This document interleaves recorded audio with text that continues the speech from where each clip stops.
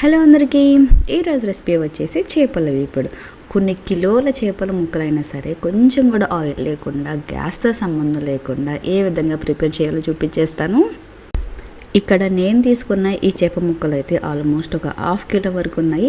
ఈ చేప ముక్కలకి అందరికీ తెలిసిన విషయమే మసాలా ఏ విధంగా పట్టించాలి. ఉప్పు, కారం, పసుపు, అల్లం వెల్లిపాయ పేస్టు, అలానే మీకు నచ్చినట్లయితే కాస్తంత కార్న్ఫ్లోరు, కొంచెం అంత మసాలా యాడ్ చేసుకొని కొంచెం అంత నిమ్మరసం పిండుకుంటే సరిపోతుంది. దానికి తోడు ఒక 2 అవర్స్ కనుక ఫ్రిడ్జ్లో పెట్టేసుకుంటే చాలా సాఫ్ట్గా మంచిగా వస్తాయి ఈ ముక్కలు. ఒక 2 అవర్స్ పాటు మంచిగా మ్యారినేషన్ చేసి పెట్టుకున్న ఈ చేప ముక్కల్ని పక్కన పెట్టేసుకుని, ఇక్కడ నేనైతే పిజన్ వాళ్ళ ఎయిర్ ఫ్రైయర్ తీసుకున్నాను. దాని బాస్కెట్ ఉంది కదా, ఆ బాస్కెట్ లోపల ఒక జాలి ఉన్న ట్రే ఉంటుంది. ఆ ట్రేకి చక్కగా ఆయిల్ అప్లై చేసేసుకోవాలి. ఆయిల్ అప్లై చేసుకుంటేనే చేప ముక్క కింద అతుక్కోకుండా ఈజీగా ఫ్రై అవుతుంది. ఇప్పుడు మీరు ఆ బాస్కెట్లో ఎన్ని చేప ముక్కలు పడతాయో అన్ని ముక్కలు వేసుకొని అంతమించి ఎక్కువ వేయద్దు. నేనైతే 3 మాత్రమే ఇందులోకి చేప ముక్కలు పెట్టేసుకొని క్లోజ్ చేసుకున్నాను. అంటే ఆ బాస్కెట్ క్లోజ్ చేసిన తర్వాత మనం దీన్ని స్విచ్ ఆన్ చేసిన తర్వాత ఇక్కడ ఆన్ బటన్ కూడా ప్రెస్ చేసుకోవాలి. దీనిలో ఆన్ బటన్ ఆన్ చేయగానే దీనిలో ఏమి ఆప్షన్స్ వచ్చాడో అవి మొత్తం ఈ విధంగా బ్లింక్ అవుతూ ఉంటాయి. ఇంకా నెక్స్ట్ వచ్చేసి మీరు పక్కన మెనూ ఆప్షన్ ఒకటి ఉండిద్ది, సెలెక్ట్ మెనూ అని చెప్పేసి. అది కనుక మీరు క్లిక్ చేస్తే ఫస్ట్ ఫ్రెంచ్ ఫ్రైస్ బ్లింక్ అవుతుంది కదా, ఆ నెక్స్ట్ ఆప్షన్ వచ్చేసేమో గ్రిల్ ఆప్షను. గ్రిల్ ఆప్షన్లో మాత్రమే మీరు చికెన్ కానీ లేకపోతే మటన్ కానీ ఇంకా పన్నీర్ అయినా సరే, ఫిష్ అయినా సరే, ఏమైనా సరే ఫ్రై చేసుకోవచ్చు. ఈ ఆప్షన్ మాత్రమే. పక్కనున్న సమోసా ఆప్షను అవన్నీ మనకు అక్కర్లేదు కాబట్టి, మనకు ఓన్లీ గ్రిల్ కాబట్టి ఆ గ్రిల్ ఆప్షన్ బ్లింక్ అయ్యే వరకు ఇలా మీరు అది ఆప్షన్ క్లిక్ చేసుకుని వదిలేసేయండి.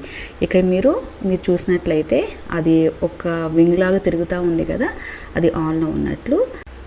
ఇంకా నెక్స్ట్ వచ్చేసి మీకు రైట్లో కనిపిస్తుంది కదా ఒక టైమర్ సింబల్, అదేమో టైం వచ్చేసి. ఇంకా కింద డౌన్లో ఒకటి లెఫ్ట్లోనేమో సి సింబల్ కనిపిస్తుంది కదా, అదేమో టెంపరేచర్.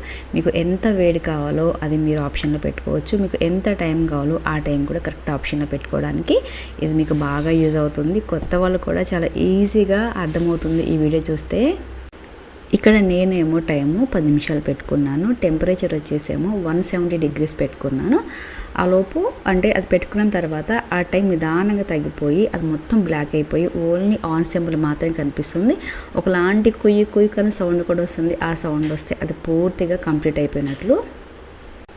ఇప్పుడు మీరు ఈ బాస్కెట్ను ఓపెన్ చేసి చూసారంటే మీరు పెట్టిన టైంకి, మీరు పెట్టుకున్న ఆ వేడికి ఇది కరెక్ట్గా కుక్ అయిందో లేదో మీకు అర్థమైపోతుంది. ఒకవేళ కనుక పచ్చిగా ఉందనుకోండి నెక్స్ట్ ఆప్షన్కి, ఎందుకంటే మనం ఈ ముక్కని పక్కకు తిప్పుకుంటాం కాబట్టి ముక్కని తిప్పుకున్న తర్వాత ఆప్షన్స్ మీరు మార్చుకోవచ్చు. సేమ్ అలానే పెట్టుకోక్కర్లేదు. ఎక్కువ మీకు వేడి కావాలన్నా, ఎక్కువ మీకు టైం కావాలన్నా, మంచిగా వేగాలన్నా అది కొంచెం పెంచుకుంటే సరిపోతుంది. ఇప్పుడు ఈ బాస్కెట్లో ఉన్న ముక్కలు మొత్తము ఇంకొకసారి పక్కగా తిప్పుకొని క్లోజ్ చేసుకుంటాం కదా. నాకు ఆ ముక్కలు కొంచెం పచ్చిగా అనిపించాయి.